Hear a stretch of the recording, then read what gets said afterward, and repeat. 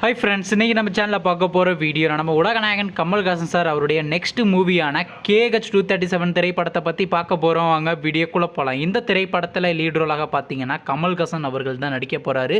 Female lead ரோலாக பார்த்தீங்கன்னா கல்யாணி பிரியதர்ஷன் நடிக்க போகிறாங்க. மற்றும் சில பல பிரபலங்கள்லாம் அந்த படத்தை நடிக்க போகிறாங்க. இந்த திரைப்படம் ஒரு பக்கா ஆக்ஷன் ட்ராமா மூவியாக எடுக்க போகிறாங்க. படத்தோட டேரக்டர்ன்றது அன்பரி மாஸ்டர் அவர்கள் தான் அந்த திரைப்படத்தை முதல்ல இயக்க போகிறாரு.